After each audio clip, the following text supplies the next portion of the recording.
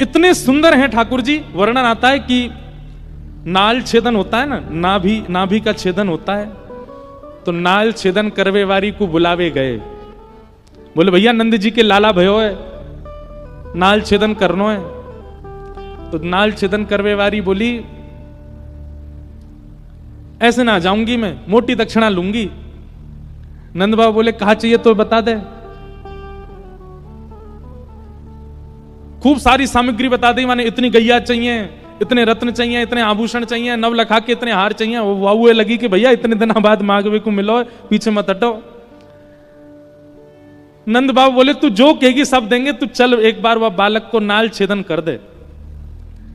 महाराज इतनी अदा में अदब में पालकी मंगवाई, पालकी में बैठ करके जय घोष कराती, भाई कीर्तन मंडली आगे पीछे चलवाती, भाई जा रही है नाल छेदन करवे। क्योंकि वह पता चल गई है कि जरूरत है और ये कोई सामान्य नहीं है, ब्रज के राजा हैं, इनते तो जितना हो सके मांग लो। जैसे ही उत्तरी पालकी में थे, नंद बाबा ते कह रही है, जैसे आजकल लोग कहते थे ना 50% पहले दे दो। नंद बाबा तो कह रही है पहले मैंने जितनो बताया हो को आधो पहले दो तब भीतर जाऊंगी। नंद बाबा बोले अरे मैया तू चल तो सही, सब देंगे तो को। इतनी उमड़ घुमड़ के, इतनी अदा में, इतने अभिमान में चल करके आ रही है। नंद भवन में जैसे ही प्रवेश किया, यशोदा मैया के गोद में नीलमणि लेटे हैं, अभी नाल छेदन भई नहीं है। जैसे ही भीतर पहुंची और जाकर के बोली लाओ कहां है बालक दिखाओ। मैया ने जैसे ही नेक वस्त्र हटा करके अपने, अब देखो बुरा नहीं मानिएगा, 1-2 दिन के जो बालक होते हैं ना उनका रूप नहीं होता, उनका स्वरूप नहीं होता, सब एक से ही लगते हैं। कभी जाके देखो छोटे छोटे बच्चों का जो बाढ़ होता है, जहां 1-2 दिन के बच्चे होते हैं, सब एक से ही लगते हैं, कोई ज्यादा विशेष अंतर नहीं होता उनमें। तो इतने छोटे बालक में रूप नहीं आता, वो सामान्य सा ही लगता है। लेकिन जैसे ही यशोदा मैया ने वस्त्र हटाया लाल जी के मुख से और वो नाल छेदन करवे वारी को जैसे ही प्रदान किया, महाराज ठाकुर जी को रूप देखते ही पहले तो नेत्र सजल है गए, हाथ कांपन लगे। जैसे ही ठाकुर जी वाकी गोद में पधराए, इतनो प्रेम उमड़ गयो, इतनो आनंद उमड़ गयो वाके चित्त में, नेत्रन से अविरल अश्रुधार गिरने लगे। धीमे से नाल छेदन कियो और नाल छेदन करवे के बाद हृदय से लगा करके, या तो यशोदा जी को अवसर मिलो है या वह नाल छेदन वारी को अवसर मिलो है। हृदय से जैसे ही लाल जी लगाए और लाल जी लगा करके पुनः यशोदा जी को दिए। इतने में ही नंद बाबा आए, जितनी सामग्री वाने बताई सब लेके संदूकन में बढ़िया हीरे जवाहरात रत्न लेकर के आए, आकर के सन्मुख रख दिए, ले जाओ आपने जो दक्षिणा बताई सब व्यवस्थित है। चरणन में गिर गई नंद बाबा के, बोले कछु ना चाहिए, बस एक दक्षिणा दे दो। बोले कहा जब तक आपको लाला या ब्रज में निवास करे और जब तक मेरे प्राण हैं तब तक नित्य सवेरे अपने लाला के दर्शन को अवसर मुंह को दे दो, बस यही दक्षिणा चाहिए और कुछ नहीं चाहिए। रोज आऊंगी और रोज आकर के आपके लाला को देखूंगी, बस यही एक मुंह को दक्षिणा दे दो और कछु नहीं चाहिए। मतलब विषय का चिंतन करके आई थी, पर ठाकुर जी के संपर्क में आते विषय छूट गया, दर्शन प्रारंभ हो गया, ऐसी स्थिति उसकी हो गई। ब्रज में लाल जी जन्मे हैं, ब्रजवासियों का सब विषय छूटता जा रहा है, सब भोग विलास छूटता जा रहा है, सबके विषय, सबके भोग, सबके सब कुछ अब श्री कृष्ण बन चुके हैं, बस और कुछ नहीं। सबको केवल एक ही चीज चाहिए, बस लाला हमको दिखते रहे। आप जैसे हो वैसे ठाकुर जी ने बनाए हो। भैया एक मां बालक को जन्म देती है और वो बालक अगर विदेश जाकर के और बहुत बड़ा कोई इंजीनियर बन जाए और बहुत बड़ा कोई वो बन जाए, कुछ अच्छा पढ़ लिख करके विद्वान बन जाए, और फिर इतने दिन बाद अगर विदेश से लौट करके आए और मां को अगर उसके स्वभाव में परिवर्तन लगे, मां को बहुत पीड़ा होती है। मेरी गोद में रहा, मैंने मुंह धोना सिखाया, मैंने चलना सिखाया, इसको कपड़े पहनने नहीं आते थे, मैंने इसका, और ये आज ये पढ़ लिख करके विद्वान बन गया, अब इसका स्वभाव परिवर्तित, अब ये पैर भी नहीं छूना जानता। मां को बहुत पीड़ा होती है। ऐसे ही ठाकुर जी को बहुत पीड़ा होती है जब हम आवरण धारण करते हैं। ठाकुर जी कहते हैं तुम्हारा निर्माण मैंने किया है, जैसे हो वैसे मैंने बनाए हो, तुम आवरण क्यों धारण करते? वास्तविकता में जैसा देश वैसा भेष, ये हमको सबसे गलत बात लगती है। नहीं, ये भेष बदलना का ये जैसा देश वैसा भेष वाली जो स्थिति है, ये पूतना है। नहीं, आप जैसे हो वैसे रहो। ठाकुर जी को वही प्रिय है, आवरण नहीं। पूतना को नहीं देखा, पहला कारण कि आवरण धारण करके। दूसरा कारण, सब ब्रजवासी ठाकुर जी को भज रहे थे, सब ब्रजवासी ठाकुर जी का उत्सव मना रहे थे, सब ब्रजवासी ठाकुर जी के आनंद में आनंदित हो रहे थे, और इसने आके क्या किया, सबको अपनी ओर आकृष्ट कर लिया। मतलब ठाकुर जी के नेत्रों का पात्र व्यक्ति बनने से वंचित कब होता है, जब किसी भगवत भक्त को भक्ति से विमुख करता है, अपनी ओर आकृष्ट करता है। वो उत्सव मना रहा है, कथा सुन रहा है, और आपकी उपस्थिति से यदि व्यक्ति आपकी ओर खिंचा जा रहा है, आप ही पूतना हो। इसीलिए हम बार बार कथा में कहते हैं, इधर देखो, इधर देखो, इधर उधर मत देखो, आपकी कथा में जो विघ्न आ रहा है ये पूतना है। अब कोई आकर के बना हो तो क्षमा करना हमको। संत महात्माओं के लिए नहीं है ये बात, वो तो पूजनीय वंदनीय है, पर कई लोग कथा में ऐसे आते हैं या कथा के बीच में उठ के जाते हैं, सबका ध्यान भंग कर देते हैं। कहीं ना कहीं पूतना है। किसके कारण से आप भक्ति से विमुख हो रहे हो, वही पूतना है। तो दूसरा कारण भगवत विमुखता का। और इस प्रकार भगवान ने पूतना का वध किया। बोलो पूतना मर्दन भगवान की जय। पूतना का वध किया 6 दिन के ठाकुर जी ने। 3 महीना के ठाकुर जी भये। सक्टासुर का वध किया। सक्टासुर के वध के पश्चात 1 वर्ष के ठाकुर जी का नामकरण संस्कार हुआ। के ठाकुर जी हो गए, 2 दांत निकल आए ठाकुर जी के, और नेक नेक घुटमुन घुटमुन चलनो सीख गए ठाकुर जी। नंद बाबा के कुल पुरोहित हैं कौन? सांडिल्य मुनि। कौन है? पर सांडिल्य मुनि नामकरण करने नहीं आए, करने कौन आया? गर्गाचार्य जी। क्यों? सांडिल्य मुनि जानते हैं कि नंद बाबा को जो लाला है ना, ये नंद बाबा का नहीं है, ये वसुदेव जी का है, लेकिन इस बात को उजागर नहीं करना चाहते, और वे चाहते हैं कि जिनका पुत्र है उन्हीं के कुल पुरोहित नामकरण करें। तो कोई ना कोई बहाने से सांडिल्य मुनि ब्रज नहीं आ रहे थे, तभी सांडिल्य मुनि ने गर्गाचार्य जी मतलब वसुदेव जी के कुल पुरोहित से जाके चर्चा की, देखो आप तो सब सत्य जानते हैं, नंद जी के लाला उनके नहीं है, पर बतानी नहीं है ये बात। हम चाहते हैं कि आप ब्रजमंडल चले जाओ, तो विद्वान ब्रज में आए हैं ऐसा जान करके वो आपसे ही नामकरण करा लेंगे, तो सब काम सिद्ध होगा। इसलिए गर्गाचार्य जी गए, ठाकुर जी के एक्चुअल कुल पुरोहित श्री गर्गाचार्य जी।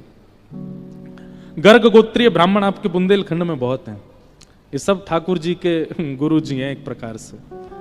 तो श्री गर्गाचार्य जी महाराज आए। गर्गाचार्य जी ने आकर के नामकरण संस्कार किया, और बड़े पुत्र का नाम, रोहिणी नंदन का नाम रखा उन्होंने राम, लेकिन कहा बल की अधिकता के कारण पूरा विश्व इनको बलराम कहकर के बुलाएगा। बोलो बलराम जी महाराज की। बलराम नामकरण हुआ। यशोदा मैया बोली यहाँ छोटे वारे को नाम धर दो। गर्गाचार्य जी बोले मैया बहुनी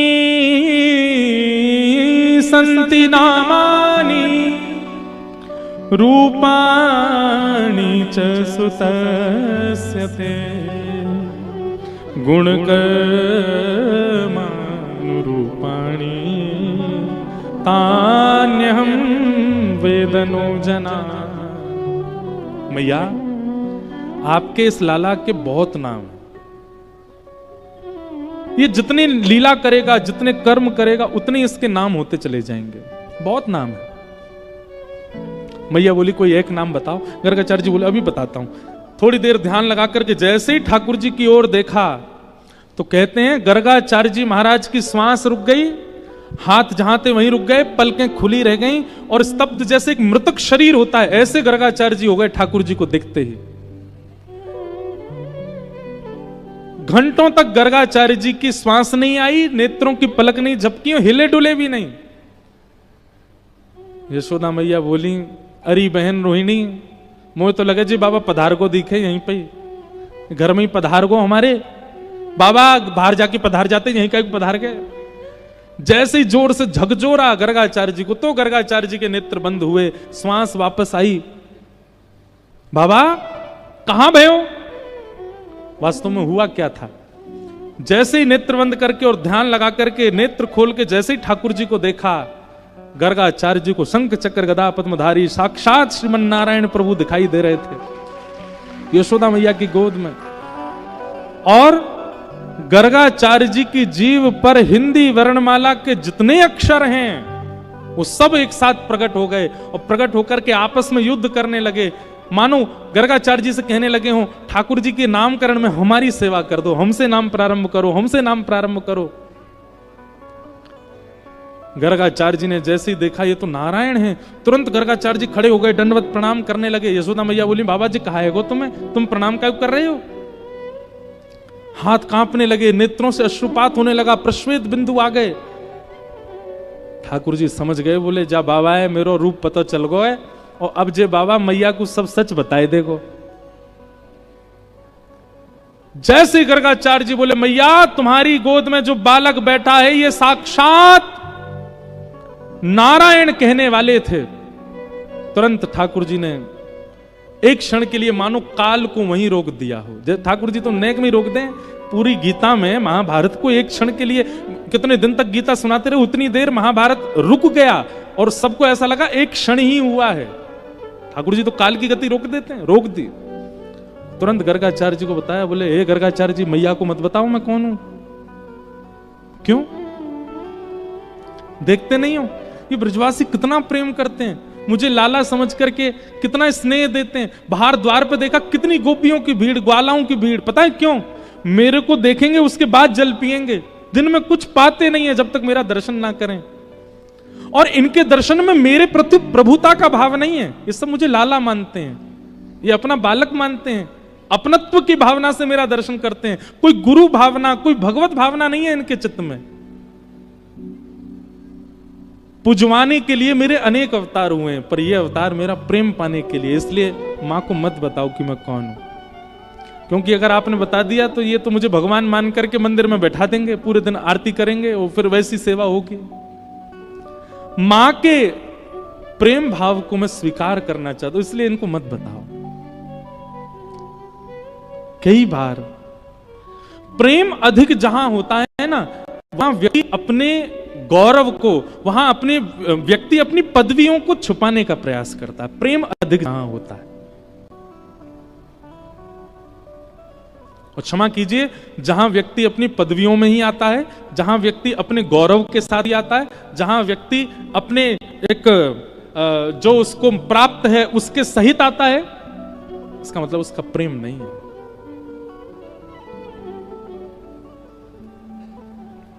आपके पास बड़ी गाड़ी है, आपके पास महल जैसा घर है, पर फिर भी आप अपने प्रेमी से मिलने के लिए साइकिल पे ही चले गए, सहज भाव से ऑटो में ही बैठ के भाग गए।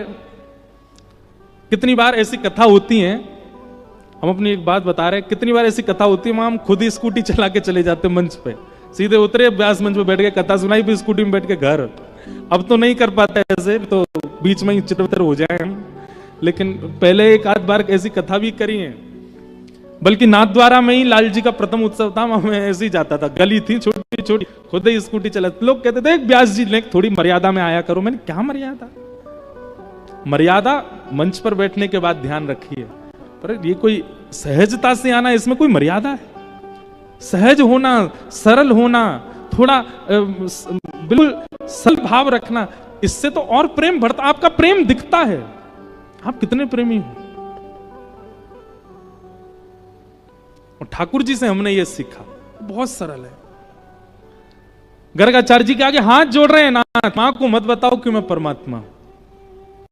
इन गोपियों को नहीं पता चलना चाहिए कि मैं ईश्वर हूं। ये मुझे सहज बालक माने, मुझे वही चाहिए। और एक क्षण के लिए ठाकुर जी ने स्तब्ध करते हुए पुनः वापस काल प्रारंभ कर दिया। और गर्गाचार्य जी इतना बोल चुके थे कि आपकी गोद में जो बालक बैठा है ये साक्षात नारायण, और नारायण कहकर के रुक गए। यशोदा मैया बोली, क्या बोले आप, साक्षात नारायण? नहीं मैया, नारायण समूह गुणई, नारायण जैसे गुण वाला है आपका लाला, नारायण नहीं है ये परमात्मा नहीं है, भगवान नहीं है। पर हां, आपका लाला कोई अद्भुत लीला करे तो आप ज्यादा आश्चर्य मत करना, इसमें नारायण जैसे गुण हैं। ठाकुर जी मंद मंद मुस्कान लगे, हाँ बस इतना ठीक है, बस मां को मत बताओ कि मैं ईश्वर हूं।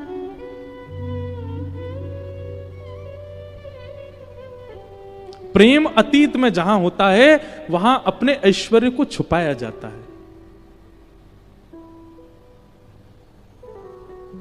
और जहां ऐश्वर्य से ही रिझाया जा रहा हो, जहां ऐश्वर्य की ही प्रधानता हो, पदवियों की प्रधानता हो, प्रेम नहीं है वो।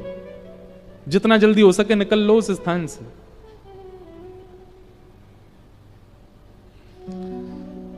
छोटे से गोपाल जी, देव की यशोदा मैया बोली नामकरण करो लाला को।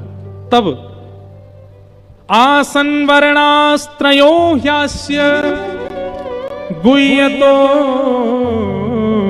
तनुयुगम शुक्ले रक्तस्तथा पीत इदानीं कृष्णतां गतः। मैया, आपका ये बालक पहले भी जन्म ले चुका है। पहले कभी ये श्वेत वर्ण का था, कभी रक्त वर्ण का था, कभी पीत वर्ण का था। इस बार ये श्याम वर्ण का है, इसलिए आपके लाला का नाम मैं कृष्ण रखता हूं। कृष्ण का मतलब श्याम स्वरूप। आपके लाला का नाम कृष्ण रखता हूं। बोलो बाल कृष्ण लाल की। कृष्ण नाम सुनते ही यशोदा मैया आनंदित हो गई। हाँ, आपने बढ़िया नाम रखो मेरे लाला को, कृष्ण। कृष्ण शब्द का मतलब वर्ण भी होता है, और कृष्ण एक स्वभाव भी है। कैसा स्वभाव? कर्षतीत कृष्ण, जो सबको अपनी ओर आकर्षित करे, उनका नाम है कृष्ण। ठाकुर जी का नामकरण हुआ। अब ठाकुर जी नेक नेक मैया की उंगली पकड़ के खड़ो हैं, नो सीख गए हैं। धीमे धीमे चरण आगे धरते हैं, चलना सीख रहे हैं।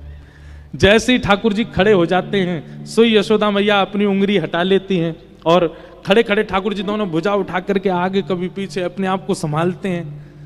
आकाश मार्ग से देख करके देवता सब बलैया लेते हैं। वाह, पूरे विश्व को धारण करने वाला आज स्वयं धारण होना सीख रहा है।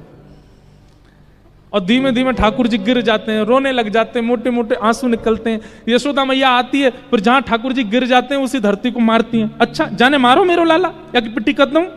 हाँ मैया, या को पीट है। ठाकुर जी भी स्वयं मारते हैं फिर उसको। ऐसे ठाकुर जी लीला कर रहे हैं। एक दिन एक अद्भुत लीला हुई। क्या? विक्रेतु कामाखिल गोप कन्या मुरारी पादार्पित चित्त वृत्ति दध्यादिकं मोह वशाद्य बुच्य गोविंद दामोदर माधवेति। ठाकुर जी अब धीमे धीमे चलना सीख गए। मैया लाला को वस्त्र नहीं पहनाती है, आभूषण पहनाती है। आभूषण में ही ठाकुर जी ढक जाते हैं थोड़े बहुत, नीचे कुछ पहनते नहीं है, नंगे ही घूमते हैं पूरे दिन। और केवल केश गूंथ करके सुंदर घुंघराले केशों को यहां बांध के एक मोती की लड़ बांध देती हैं, उसमें एक मोर पिच्छ लगा देती हैं। अच्छा, यशोदा मैया का एक इतना सुंदर भाव है। यशोदा मैया क्या करती हैं? सुबह उठती हैं, स्नान ध्यान करके और सब घर के कामों से निवृत्त होकर फिर ठाकुर जी को उठाती हैं। और उठाने के बाद मैया नहवाती नहीं है लाला को, तो अपने सुंदर वस्त्र पे ही जल लेकर के निचोड़ के, गीले गीले जल हो जाते हैं उससे मुख पोंछती हैं, नाक पोंछती हैं, माथा पोंछती हैं, गला पोंछ के सर्वांगीण अंग पोंछ देती हैं। और पोंछने के बाद फिर ठाकुर जी का सर्वांगीण श्रृंगार करती हैं। आंखों में काजल लगाती हैं, तिलक लगाती हैं, केश गूंथ करके सुंदर जूड़ा सा बना देती हैं, उस पर मोर पिच्छ लगाती हैं। ठाकुर जी को सुंदर सुंदर आभूषण पहनाती हैं, हाथों में बाजूबंद, कड़ूला आदि सब पहना करके ठाकुर जी को सुंदर तैयार कर देती हैं। और सुंदर तैयार करके फिर मैया ने दूर जाती हैं, और दूर जाकर के फिर लाला की आरती करके नजर उतार करके बलैया लेती हैं। और बलैया लेके फिर क्या करती हैं? फिर लाला को गोद में बैठा करके नेक से सब काजल ऐसे फैला दें, यहाँ पे कानन के कुंडल टेढ़े मेढ़े कर दें, वस्त्र आभूषण जितने भी हैं सबको इधर उधर उलझा देती हैं, केश थोड़े थोड़े खोल देती हैं, मुखमंडल पर आ जाते हैं। लालिमा जो ओष्ठ के आसपास लगी उसको ऐसे फैला देती हैं, थोड़ी रज लेकर के मुख पे लगा देती हैं, बुरे बाबड़े कर देती हैं लाला को। क्यों? कोई की नजर ना लगे। अब चलो जा बाहर। सुंदर श्रृंगार करके और ठाकुर जी को बिगाड़ के फिर छोड़ती हैं बाहर।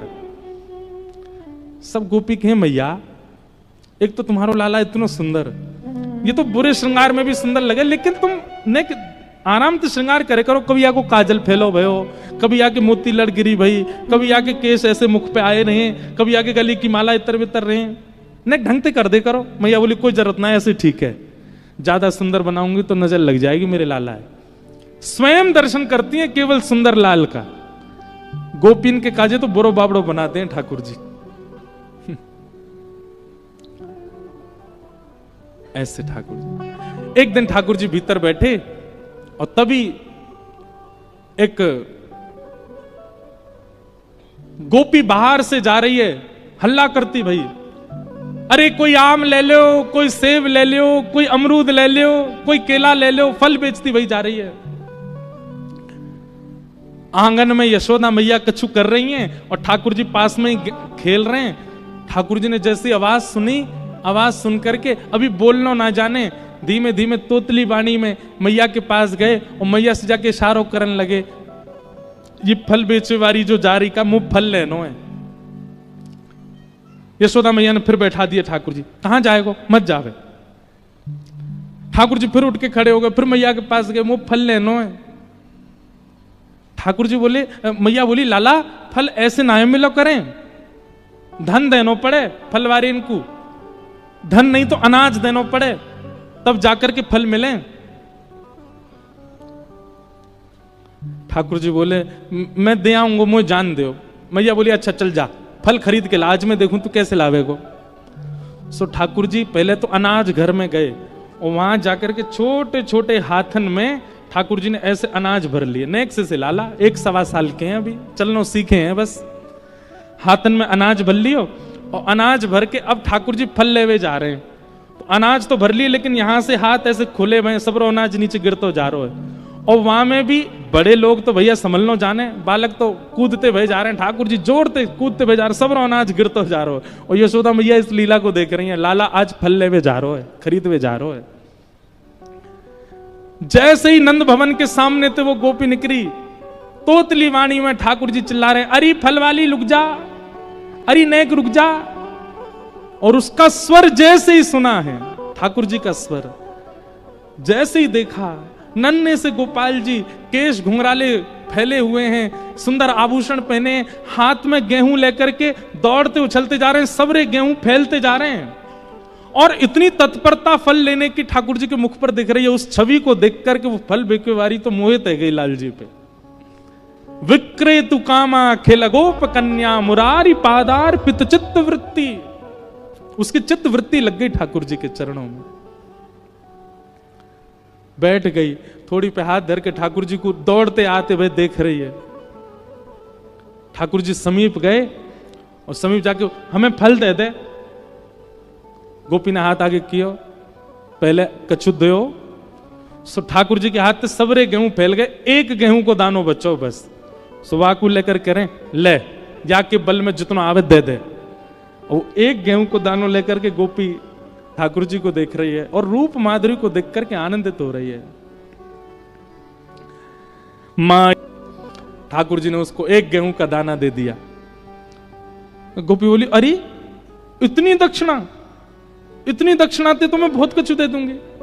ठाकुर जी बोले, ना इतना दे दे जितना मेरा पेट भर जाए, बस इतना दे दे।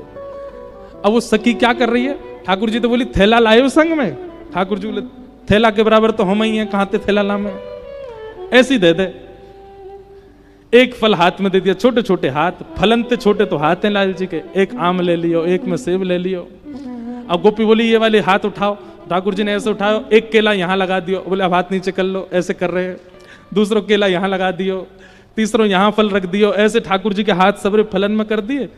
ठाकुर जी ने कमर पे एक कपड़ा बांध रखो, वो कपड़ा खोल करके वहां में खूब सारे फल खोस के एक घुर्र गांठ बांध दी, कर्री गांठ। सो ठाकुर जी के पेट पे फल बांध दिए।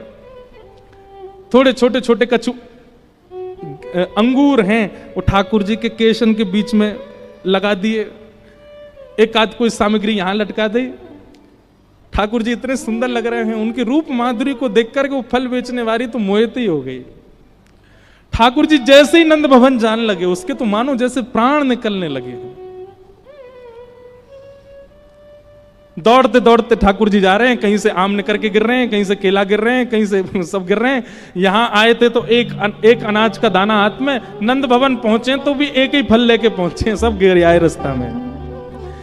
गोपी उस स्वरूप को देख करके जैसे ही आगे बढ़ी, फल लेकर के चलने लगी। अब ये नहीं कह रही है आम ले लो, अमरूद ले लो, केला ले लो, अब तो कह रही है कोई घन श्याम ले लो,